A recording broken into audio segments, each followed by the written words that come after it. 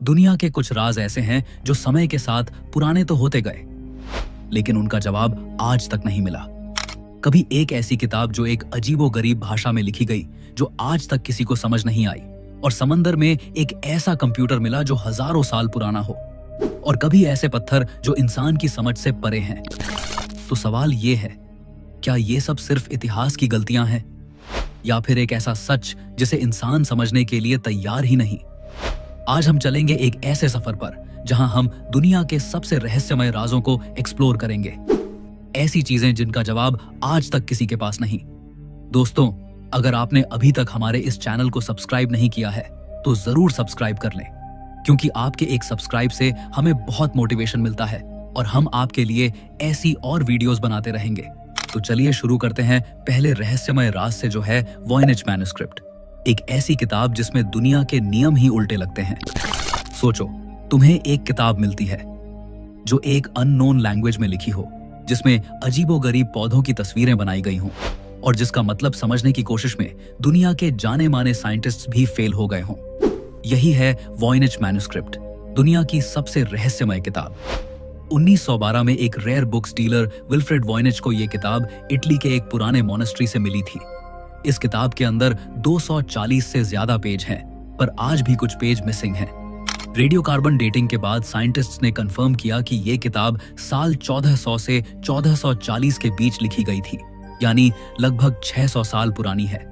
पर असली रहस्य शुरू होता है इसके कंटेंट से। आखिर किताब के अंदर क्या है, आइए जानते हैं। हर पेज पर एक अननोन स्क्रिप्ट लिखा हुआ है।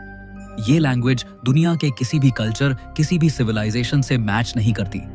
इसमें ऐसे सिंबल्स और अल्फाबेट्स हैं जो इंसान ने कभी पहले नहीं देखे, और तस्वीरें कुछ अजीब और अनोखे पौधों की बनाई गई हैं जो रियलिटी में कहीं मौजूद ही नहीं।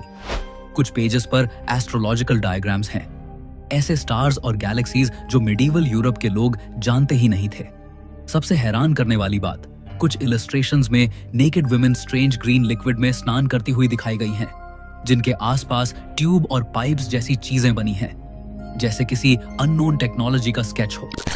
कुछ लोग मानते हैं कि यह किताब एक एलियन सिविलाइजेशन का मैसेज है जो हम समझ नहीं पा रहे, और कुछ लोग मानते हैं शायद ये एक ऐसी एंशिएंट सभ्यता का रिकॉर्ड है जो खत्म हो गई और उसकी लैंग्वेज हमारे लिए हमेशा के लिए खो गई। कुछ हिस्टोरियंस कहते हैं कि शायद ये एक मेडिवल मेडिकल गाइड है जो विमेन्स हेल्थ और हर्बल मेडिसिन पर लिखी गई थी, पर अगर ऐसा होता तो लैंग्वेज डिकोड हो जाती। कुछ एक्सपर्ट्स बोलते हैं कि शायद ये एक फेक मैन्युस्क्रिप्ट है जो मिडीवल जमाने में पैसा बनाने के लिए लिखी गई। पर सवाल उठता है, एक फेक किताब में इतना कॉम्प्लेक्स लैंग्वेज और सिस्टमैटिक सिंबल्स क्यों लिखे जाते? 100 साल से ज्यादा हो गए, पर इस किताब का कोड अब तक ब्रेक नहीं हुआ। आर्टिफिशियल इंटेलिजेंस और मॉडर्न क्रिप्टोग्राफी के बावजूद वॉयनेज मैन्युस्क्रिप्ट एक अनसॉल्व्ड पजल है। और सबसे बड़ी बात, हर पेज देखने पर लगता है जैसे इसमें कोई हिडन नॉलेज है जो इंसान से छुपाया गया हो, जैसे ये किताब किसी और दुनिया की साइंस हो। Number 2, Nazca lines. सोचो, एक ऐसा रेगिस्तान जहां मिट्टी और पत्थर के बीच जमीन पर खींचे गए लकीरों से इतने बड़े बड़े डिजाइन्स बने हैं कि उन्हें सिर्फ आसमान से ही देखा जा सकता है। ये हैं नाज़का लाइंस जो पेरू के नाज़का डेजर्ट में पाए गए हैं। जमीन पर चलने वाले इंसान को ये लाइंस बस रैंडम और अजीब सी खुदाई लगती हैं, लेकिन जब 1930 के आसपास पहली बार एयरप्लेन्स ने नाज़का के रेगिस्तान के ऊपर से उड़ान भरी तो उन्होंने एक हैरतअंगेज खुलासा किया। वहां पूरे डेजर्ट में 300 से ज्यादा जियोमेट्रिकल शेप्स, एनिमल्स और मिस्टीरियस फिगर्स बने हुए थे। सोचो, किसी ने एक इंसान की शक्ल, एक मंकी, एक जायंट हमिंगबर्ड और एक स्पाइडर रेगिस्तान की जमीन पर खींच दिए, और वो भी इतने बड़े स्केल पर कि उन्हें सिर्फ आसमान से ही समझा जा सकता है। ये लाइंस नाज़का सिविलाइजेशन 200 BCEE से 600 CEE के लोगों ने बनाई थी। रेगिस्तान की अपर लेयर एक तरह की रेडिश ब्राउन मिट्टी से भरी है। अगर इस लेयर को हटा दिया जाए तो नीचे से एक हल्का ग्रे व्हाइट सरफेस निकलता है। नाज़का के लोगों ने इसी सरफेस को एक्सपोज करके लाइंस बनाई। लेकिन सवाल यह है, इतने बड़े और परफेक्ट डिजाइन्स उन्होंने बनाए कैसे? उस टाइम कोई ड्रोन नहीं था, कोई एयरप्लेन नहीं था। जमीन पर खड़े होकर इंसान को कभी समझ ही नहीं आता कि पूरा डिजाइन क्या बन रहा है। कई स्कॉलर्स कहते हैं कि नाज़का लाइंस एक तरह का एस्ट्रोनॉमिकल कैलेंडर थी। ये फिगर्स स्टार्स, कॉन्स्टलेशंस और सोल्स्टिस के टाइम अलाइन होते हैं। मतलब शायद उनका रिलेशन आसमान के तारे और प्लैनेटरी साइकिल्स से था। एक थ्योरी के मुताबिक ये लाइंस एक तरह की सेरेमोनियल पाथवेज थी। मतलब लोग इन पर चलकर रिचुअल्स करते थे, शायद पानी के लिए प्रेयर्स, क्योंकि नाज़का एक बहुत सूखा एरिया है। सबसे पॉपुलर और थ्रिल वाली थ्योरी ये है कि ये लाइंस किसी एलियन सिविलाइजेशन के लिए बनाई गई थी, एक तरह के लैंडिंग मार्क्स, जिससे वो आसमान से आइडेंटिफाई कर सके। क्योंकि उस तरह की स्केल और परफेक्शन बनाना इंसान के लिए उस टाइम ऑलमोस्ट इम्पॉसिबल लगता था। कुछ एक्सपर्ट्स कहते हैं कि ये एक तरह का अंडरग्राउंड वाटर मैप था। नाज़का के लोग शायद दिखाना चाहते थे कि कौन से एरियाज के नीचे पानी अवेलेबल है। नाज़का लाइंस आज भी वैसे ही सेफ हैं जैसे 2000 साल पहले बनाए गए थे। रेगिस्तान का ड्राई क्लाइमेट और विंड्स की कमी की वजह से ये लकीरें कभी मिटती नहीं। यूनेस्को ने इन्हें वर्ल्ड हेरिटेज साइट डिक्लेयर किया, लेकिन मिस्ट्री अब तक वही की वही है। क्या ये डिवाइन प्रेयर्स थी, एक कैलेंडर था, या फिर एलियंस के लिए मैसेज? सोचो, एक पूरा सिविलाइजेशन ऐसे डिजाइन्स बनाता है जो खुद जमीन से कभी देख ही नहीं सकता। मतलब उन्होंने ये किसके लिए बनाया था? Number 3, pyramids of Giza. सोचो, एक ऐसा स्थान जो हजारों सालों से दुनिया के सबसे बड़े राज अपने अंदर छुपाए बैठा है। गीजा के पिरामिड्स। ये पिरामिड्स सिर्फ एक मकबरा या आर्किटेक्चर का कमाल नहीं है, बल्कि एक अनसॉल्व्ड मिस्ट्री का समुद्र है। सबसे ज्यादा डिस्कशन होती है ग्रेट पिरामिड ऑफ खुफू के अंदर छुपे हुए सीक्रेट चैम्बर्स के बारे में।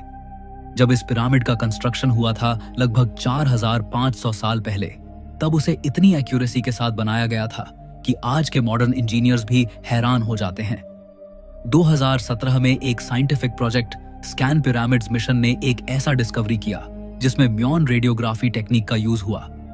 ये एक तरह की कॉस्मिक रे इमेजिंग है जो वॉल्स के अंदर छुपे स्पेसेस को डिटेक्ट करती है। और तब साइंटिस्ट्स ने कंफर्म किया कि खुफू के पिरामिड के अंदर एक बड़ा हिडन वॉइड एग्जिस्ट करता है, लगभग एक कमर्शियल एयरप्लेन जितना लंबा।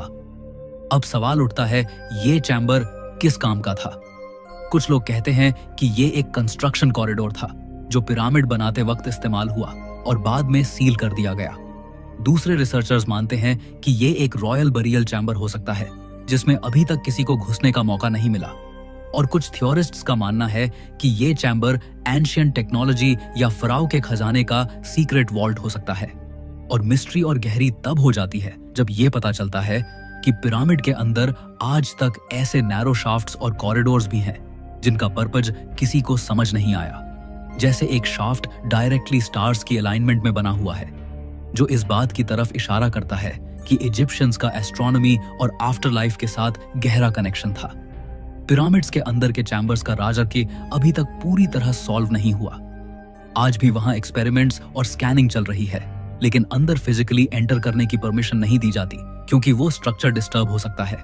सोचो, अगर एक दिन ये चैम्बर्स ओपन हो गए तो क्या हमें एक खजाना मिलेगा, या फिर ऐसी नॉलेज जो इंसान की हिस्ट्री को हमेशा के लिए बदल दे? पिरामिड्स के अंदर छुपा ये सीक्रेट चैम्बर अभी भी दुनिया का एक ऐसा राज है जो हर जनरेशन को चैलेंज करता है। Number 4, Easter Island moai statues. Pacific Ocean के बीच एक छोटा सा आइलैंड है ईस्टर आइलैंड, और यहीं खड़े हैं वो अजीब और बड़े बड़े मोआई स्टैच्यूज जिन्हें देखकर हर इंसान हैरान रह जाता है। वहां जमीन पर 13 फीट से लेकर 30 फीट तक के पत्थर के इंसान जैसे चेहरे खड़े हैं। कुछ का वेट 80 टन तक है, और ये सब स्टोन टूल्स से बनाए गए थे। मतलब ना कोई मशीन ना आयरन, सिर्फ प्रिमिटिव टूल्स। सबसे बड़ी दिक्कत यह है कि इतने बड़े पत्थर काटकर उन्हें माउंटेन के क्वेरी से लेकर किलोमीटरों दूर तक कैसे ले जाए गए। वहां के लोकल्स कहते हैं कि स्टैच्यूज चलकर अपने आप जगह तक गए। ये बात सुनने में अजीब लगती है, लेकिन इसी वजह से मोआई स्टैच्यूज और भी ज्यादा मिस्टीरियस हो जाते हैं।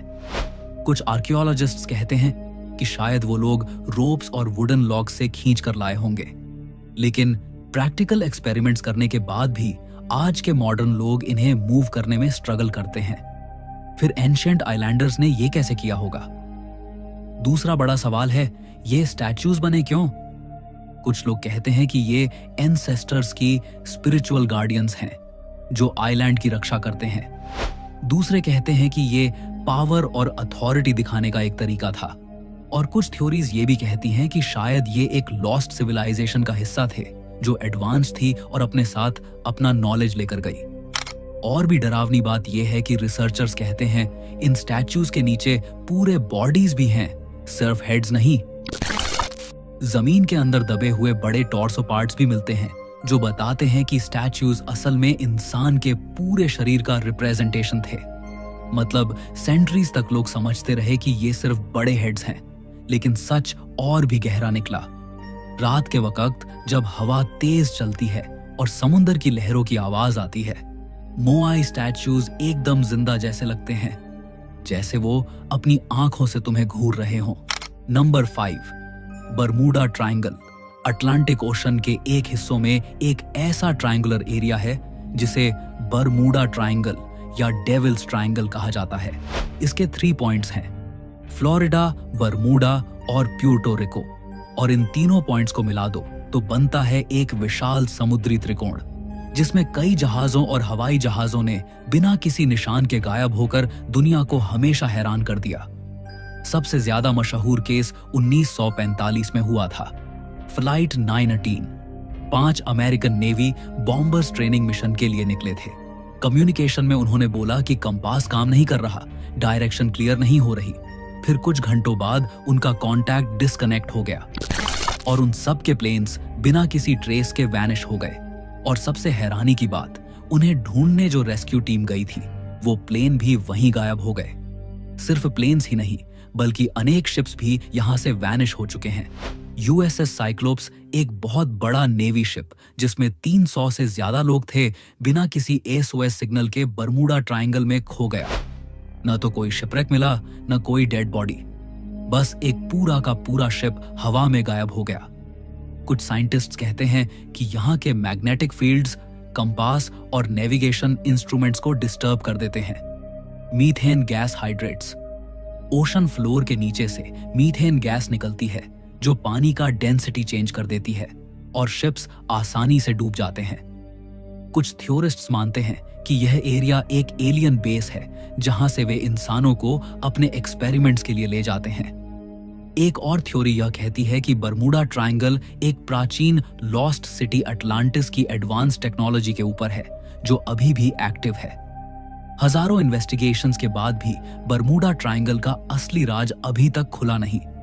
कई एक्सपर्ट्स कहते हैं कि यह सब बस नेचुरल एक्सप्लेनेशंस हैं, लेकिन सच यह है जितने भी केस यहां रिपोर्ट हुए हैं उनका पूरा पूरा जवाब किसी के पास नहीं है। Number 6, shroud of Turin. दोस्तों, अब चलते हैं एक ऐसे राज की तरफ जो धर्म, साइंस और हिस्ट्री तीनों को हमेशा से कंफ्यूज करता आया है। ये राज है श्राउड ऑफ ट्यूरिन, एक पुराना कपड़ा जो दुनिया भर में सबसे ज्यादा डिबेट और रिसर्च का सब्जेक्ट बना हुआ है। सोचो, एक ऐसा कपड़ा जो इतना पुराना है कि उस पर एक आदमी की पूरी बॉडी का फेंट सा इमेज दिखाई देता है। ये कपड़ा इटली के ट्यूरिन शहर में रखा गया है और इसी वजह से इसे श्राउड ऑफ ट्यूरिन कहा जाता है। बहुत से लोग मानते हैं कि ये वही कपड़ा है जिसमें जीसस क्राइस्ट को उनकी डेथ के बाद लपेटा गया था। इस श्राउड पर एक लंबे दाढ़ी वाले आदमी की पूरी बॉडी की आउटलाइन नजर आती है, जैसे किसी ने फोटो खींचकर कपड़े पर छाप दी हो। उस इमेज में आदमी के चेहरे, हाथ, पैर और पीठ तक के निशान दिखते हैं।